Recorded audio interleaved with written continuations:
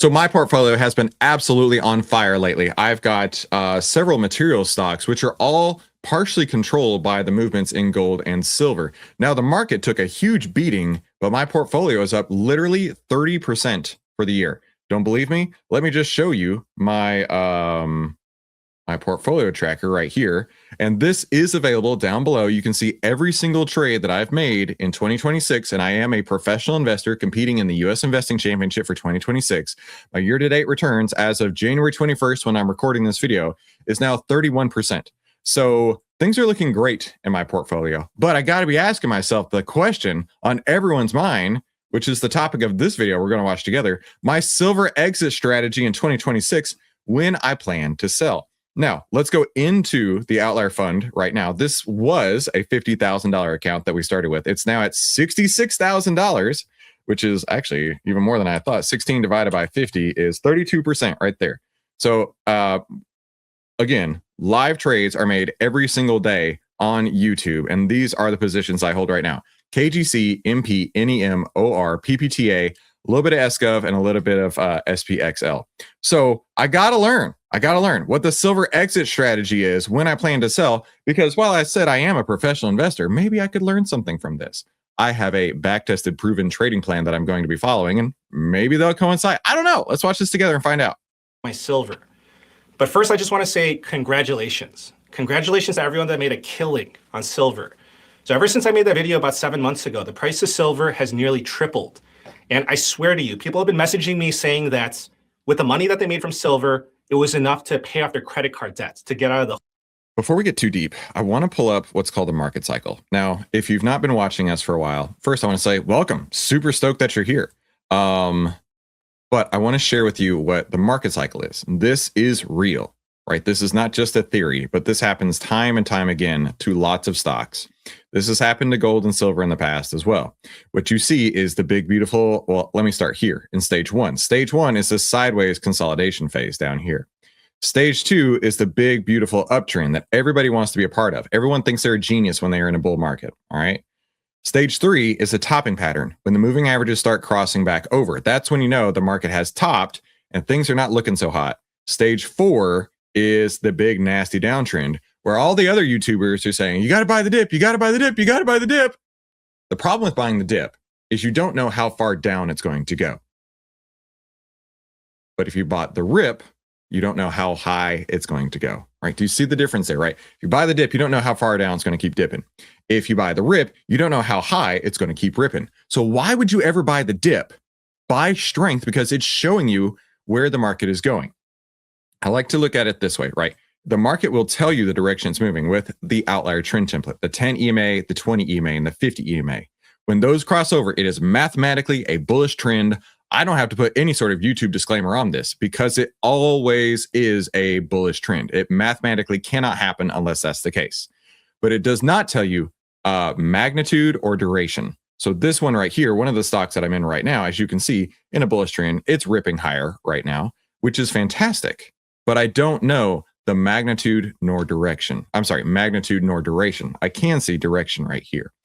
So talking about the market cycle, let's go over to SLV, actually silver itself. Man, what a giant run right there, right? You had your crossovers. Geez, where did this crossover? Way back here in May last year. Has done nothing but scream higher. In fact, let's go to SLV. Give me just a second here inside of Outlier. You'll even see the buy signal that Outlier gave for SLV as well. And right here, that buy signal came on November 11th, just screaming higher. In fact, let's mark on the chart real quick where November 11th was. So I want to see how much it's gone up since that buy signal was alerted, just on silver, right? Not any of the other 9,000 stocks and ETFs that we cover, just on silver. It's gone up 87%. Now, what's really cool about this as well is that if you understand how to trade in a stage 2 uptrend, you can make vuku bucks, as my mom would say. You could make so much money. The problem here is that most people have no idea how to get out. They will be on the other side buying as much as they can as it tops and comes right back down. They'll be over here in the anxiety, denial, and panic phase, buying more, saying, oh, it has to go back up. It should go back up, right? I'll tell the market what it needs to do. The market's going to listen to me because I'm going to buy more and it's going to go back up. The thing is that we do not control the market. All we can do is ride the waves that's given to us. And silver is on a huge wave right there. But I would not be surprised to see a pullback. Again, 87% gain. This falls what I would like to call, I got this from Mark Minervini, one of the greatest traders of all time, one of my actual direct mentors. It's called the 50-80 rule. 50% of the time when you see a stock do something like this, it'll fall by 80%. 80% of the time when you see a stock do something like this, it'll fall by 50%. Oh, no, Chris, that's not real. There's no possible way. Let me show you a stock. You may have seen videos about SOFI and how it's the greatest investment of all time. Had huge moves up, huge moves up, huge moves up, right? This move from here to here was 200%, a 200% up move. And I was also screaming, do not buy SOFI right here. What happened? And receipts are on YouTube, by the way. Go look January 22nd, 23rd. You'll see Chris saying, do not buy right here. Receipts are on YouTube. After it crashed down 50%. So even a stock like SOFI can fall 50%. Oh, but Chris, it recovered. See, since I bought more, it went back up. No, dummy. Don't construe this, right? The market moved back up. It had nothing to do with you buying your stock over here. Now, if you were smart, you could have got in and you could have got out and you could have got right back in again on another stage 2 uptrend. And what do you see over here? Remember, the moving averages crossing over is the stage 3. We're in stage 3 on SOFI right here. Will it fall by 50 to 80%?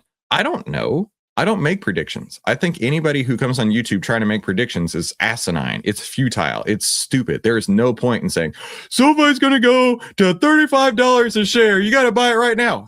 And Nostradamus, I didn't realize that made YouTube videos over there. And the most important thing you could ever talk about is SOFI. Give me a break. Point is, the market will tell you which direction it's moving. You just have to listen. You just have to listen. Let's keep going here. The whole. It was enough money, enough gains to pay off their student loans, to pay off their auto loan, to own their car just free and clear. Other people have been telling me that they made enough money from silver that they now feel much more comfortable in retirement. And to that, I say, congratulations, and I'm so happy for you. Dude, not only that, I actually heard one of our outliers, he asked me not to share who it was.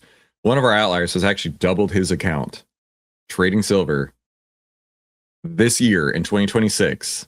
And it's 21 days into the calendar year. And I'm like, holy moly, way to go, dude. So it can be done. Now, first of all, I just want to say this. If you want to sell some or all of your silver now and lock in your profits, then I understand. I think that's absolutely fine. I agree. If that's what you want to do, let's go back to silver, SLV. Go for it, right?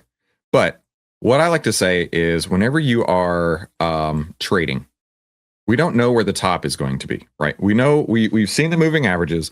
We can see where the stage 3 topping pattern starts. But think about it this way. The last time you walked in your favorite barbecue restaurant, right? The last time you walked in your favorite barbecue restaurant, were you concerned about the bun at the bottom or the bun at the top of that? No, of course not. You went there for that juicy brisket just covered in sauce. That's what you came for, was the meat in the middle, right? If you try to sell out at the top, you don't know how much higher this can go. If you try it and buy at the bottom, that's an impossibility. It's not going to happen. You're not going to catch the very top. You're not going to catch the very bottom. No matter what any YouTube guru tries to claim that they catch the top and they catch the bottom, it's not going to happen. But if you understand that when a market looks like this, let it run as far as it possibly can. Don't get in its way. Then it will tell you, because it'll come back out of the bun and into the meat of the sandwich. And you can say, you know what? I'm a smart investor. I can tell when this is not working, and I'm going to get out of the way before it crashes back down, if it crashes back down. So you can make incredible gains. But what I want to tell you guys is one of the fundamental aspects of trading is to cut your losers short and let your winners run out of control. Don't tell your winners when they need to stop. If silver is going to run, trust me, there were plenty of people who sold the entire way up thinking there's no way it can go up from here. There's no way SLV can go up over $50. There's no way SLV can go over $60. There's no way it can go over $70. Now it's at 85, right? Don't put your biases in the market. Just let the market tell you what it's doing. It's not that hard. It's not rocket science. And everyone's circumstances and objectives are different. And there's nothing wrong with locking in profits. Like, don't let anyone tell you otherwise. But there is something wrong with locking in profits if you don't have a reason to do so. Just because you're scared, that's not a trading plan. Hope is not a strategy. Fear is not a strategy. Having a documented, written set of rules to know where to get in and where to get out, that is how a professional acts. That is how a professional investor like myself actually acts in the market. But in today's video, I'm going to tell you what I'm going to do. Let me give you a quick recap of what happens, which ties in with where we're going. So I made this video 7 months ago. I stated my case with research why I'm buying silver. This is a 5-year chart of the price of silver. And when I released that video, the price of silver was at $33 a troy ounce. And today... Oh, he says that's roughly May 2025. When did this bullish trend start? May of 2025. How interesting. Maybe this guy's an outlier too. That's when the trend started, right there. At the time of making this video, the price of silver is currently around $90 a troy ounce. And I read some comments, people saying, Brian, you didn't give us enough time as a warning to buy silver. I was saving up money to make a purchase. But first off, this guy's going to do what this guy's going to do. Not give you enough time. Am I your daddy? Do you want me to hold your hand and say, oh, okay, Art, it's time for you to go buy your silver. Okay, Big Red, it's time for you to go purchase your silver shares. Mr. Finn, right here. I'm giving you plenty of warning. You're not a big boy. You're not a big girl. You're not a professional. I'm going to tell you exactly when to do this. No, shut up. Anybody who's complaining about that doesn't need to be trading in the markets, right? Just buy an index and go away. Actually, that is not true. The reason why I say that is because in 2024, I made this video called The Great Meltup. And I said that the stock market is going to go to record highs because of what the Federal Reserve and the government are doing. And apparently this guy can see the future. I'm just saying. It's a 10-minute video, and at 9 minutes and 42 seconds in the video, I explicitly said that you should buy silver. I didn't say, oh, maybe you should think about buying silver. No, I said you should buy silver. And I even said the same thing in 2023. Anyone can confirm that. Now, here's my exit strategy. But by the way, I've played this game before. I've been on TV hundreds of times. I had a publicist in the past, and I remember the publicist telling me the very first time I was on TV, I was so nervous. I was shaking. My palms were sweating. It was exactly like Eminem in 8 Mile, right? He's saying, I'm nervous. I barfed up mom's spaghetti, right? I don't know what I'm doing. And my publicist was like, just give your opinion. If your opinion's wrong, no one's going to remember. But if your opinion's right, you can always go back to that. Weird how that works. I bet he wouldn't be making this video if he had made his prediction and he wasn't right. I'm just saying. In order to know when to sell your silver, you need to price your silver in gold. It's called the gold to silver ratio, the GSR. So you're simply comparing how cheap or expensive silver is compared to gold.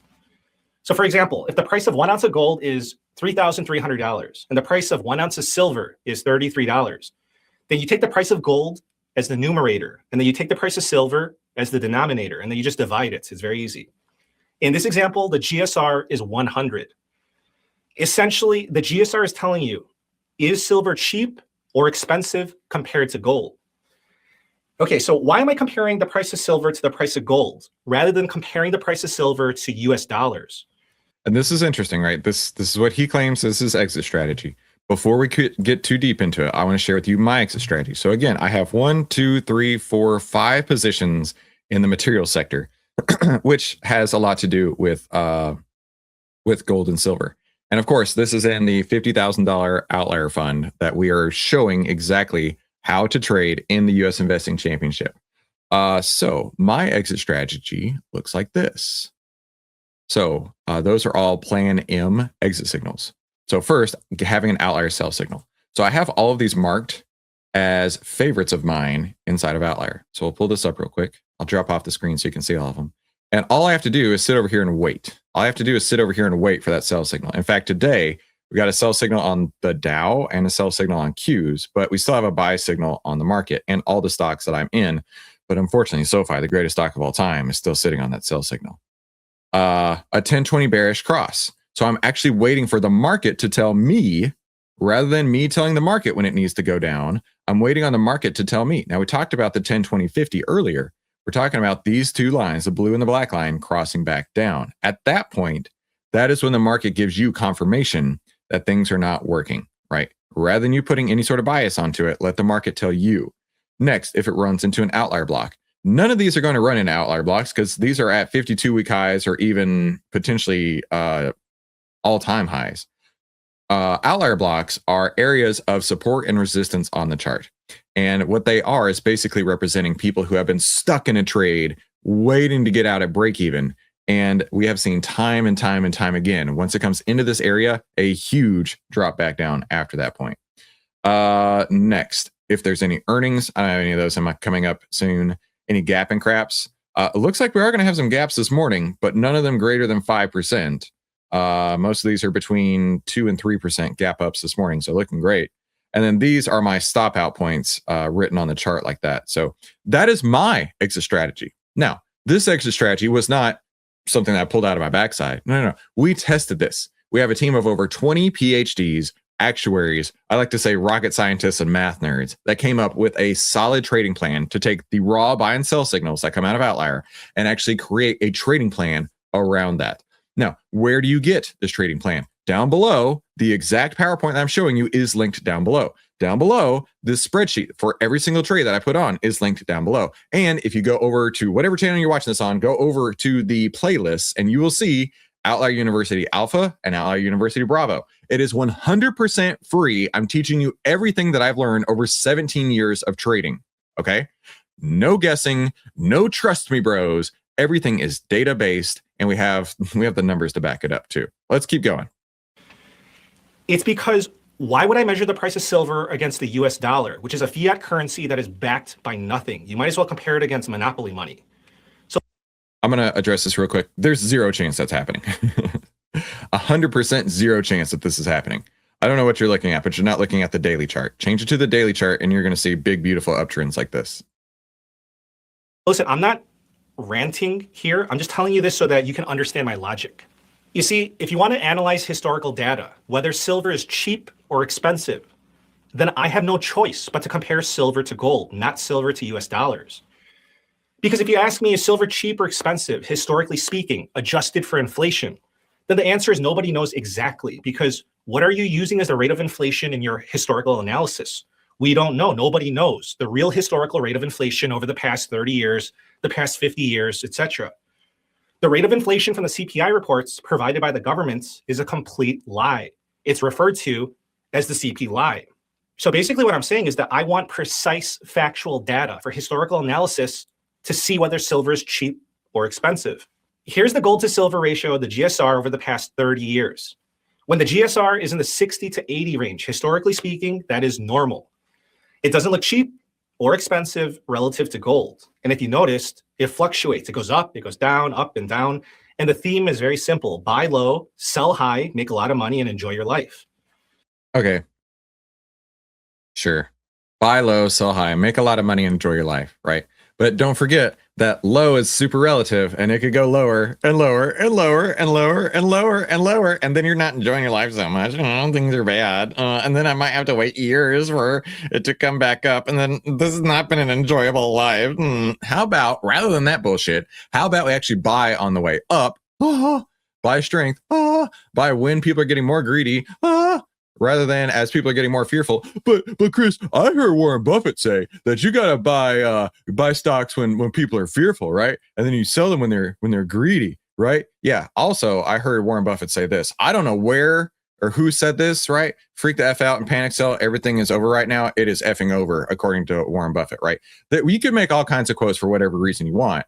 Point is you want to find the greediest stocks in the greediest sector while they're getting more greedy and the market is getting more greedy, right? Because human psychology, human fear and greed, and human emotions drive prices up. It's just a fact, right? The markets are not efficient. Period, full stop, add a period at the end of that sentence because there is no disclaimer there, right? The efficient market theory says that people act rationally because everybody has the same information all at the same time. And so therefore, everybody will know exactly what to do in a very smart way. When's the last time you ever saw a stock trending up or down? Silver right now, exactly. Do you think they're all acting rationally? Do you think the efficient market theory would have said that this is going to happen? Of course not. No.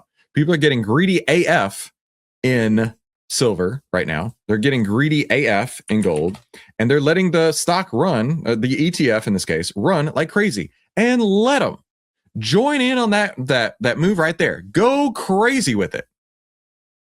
But once it stops getting more greedy, what are all these people left to do? Turn fearful.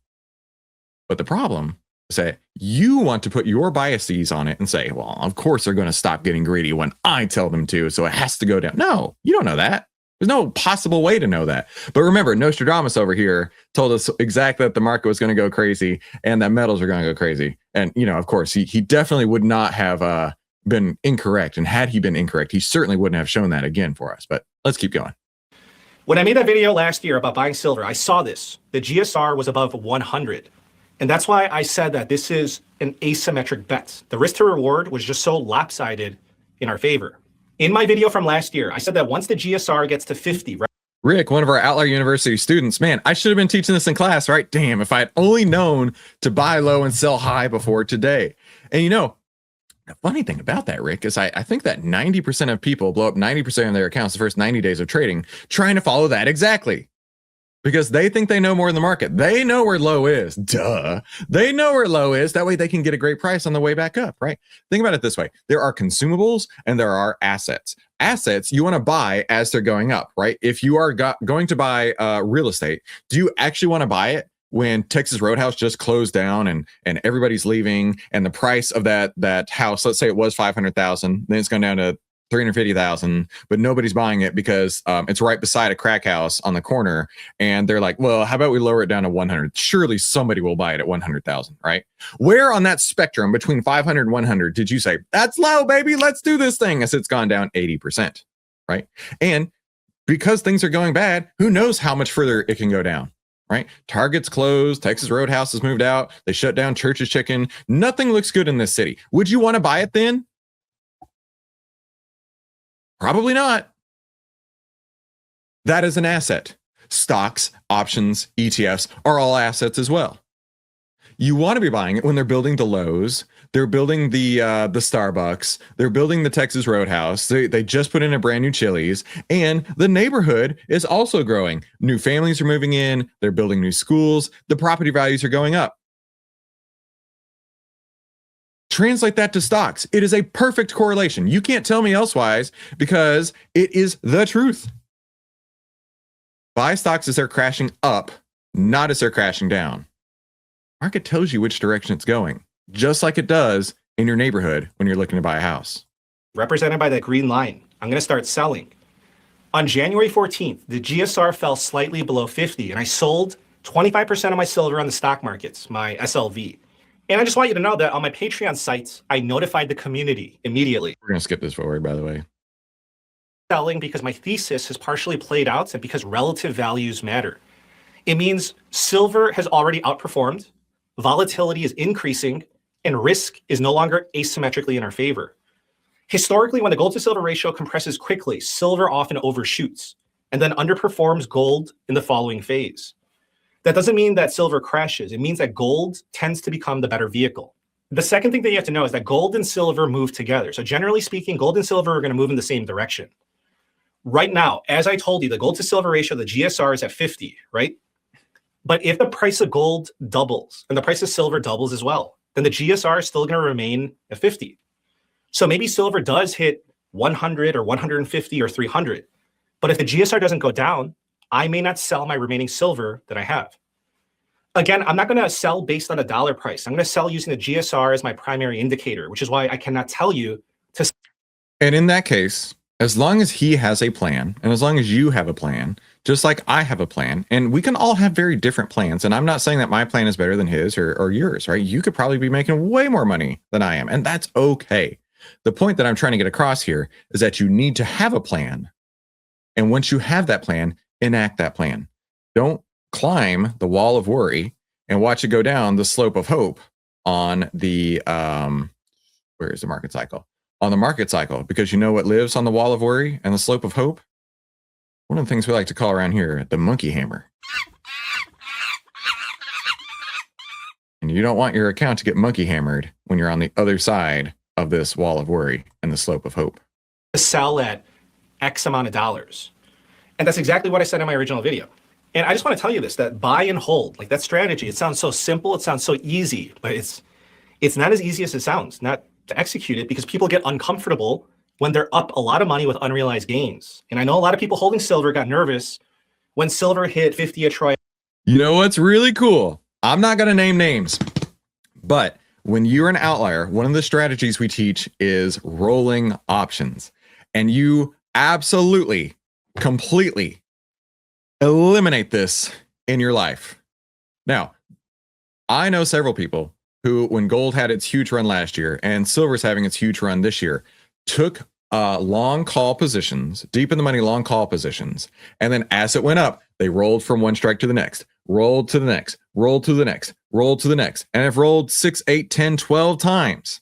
By doing so, you take money off the table, so those unrealized gains turn it into actual real dollars in your portfolio. How about Art Senior Wahoo, one of our Outlier University students, has rolled silver 11 times. Do you think he is terrified looking at this chart right here? No. Bro is so ecstatic because he got to take partial profits all the way up. He has, I would assume, absolutely zero risk in the trade. And by zero risk, I mean he has already taken enough profits out to more than compensate for the risk that he took and probably has guaranteed huge amounts of profits all the way up. It is an amazing ninja hack that we teach here in Outlier about how to take partial profits, keep the trade alive. You're basically just, all you're doing is rolling from strike one to strike two, and it allows you to keep the trade on with the same amount of deltas and run like crazy. Run like crazy. Yeah, he is completely risk-free in the trade. All those gains. So there is no anxiety whatsoever. This is so sick, right? Dunk is on roll 15. Yeah, by roll 2 or 3, you're getting close to completely having zero risk in the trade. Around 60, 80, and so on. But I didn't, because I set my target based on the GSR. The third thing is that you must stay invested. That's just my opinion, especially in this type of environment. Take that in two different ways. Must stay invested is that makes me nervous. But when you say let your winners run out of control, now we're talking. Environments. Okay, so I sold 25% of my silver, right? But what I'm doing is a rotation. It's not a liquidation. I am staying invested. I'm simply selling my silver and reallocating that money. I'm not going to sell my silver and stay in cash and hope and wait around for a crash that may never come. I'm telling you. That I agree with. A lot of people get really scared and they're like, oh, something has to crash, right? How many YouTube videos have you seen? It's over, right? The crash, the exact date of the market crash. Shut up. All you got to do is stay in the trade as long as it works. Let it run out of control. When it's not working, go into the cash vehicle that you choose. I like SGov because I get paid to sit in cash. When a new trade develops, you get into that, but you don't put your personal biases into the market. I'm telling you, we are in the middle of the great melt-up. The government is telling us that the purchasing power of our dollars is being devalued at a rate of 2.7% a year. I call BS. Like, it's not 2.7%. Like, who are you kidding? If I stick my cash into an interest-bearing account and I earn 3.5%, then I will be losing money to inflation, and I do not want to lose money. Okay, so can the markets crash? Sure, it's possible, but then again, they may just keep going up. The Federal Reserve is printing money, they're lowering interest rates, and why should I fight the Fed? All I know is that if I'm a long-term investor and I stay invested, then market prices are just going to keep going up thanks to financial asset inflation. Right, and again, stay invested as long-term as you want, by all means. As long as you have a reason to be. As long as you have a reason to be. By the way, the market just opened. I wonder how our trades are doing today. Oh, let's go look at our account view. Oh no, we're up to $69,000 in the Outlier fund here. So 69, that's 19 divided by 50. Oh, now we're closing in on 40% gains on the year. Huh. And every single trade, link down below, every single trade is live on YouTube. What are you waiting for? The Watchers says, Chris, your 10, 20, 50 is spot on. Yeah, because it's math.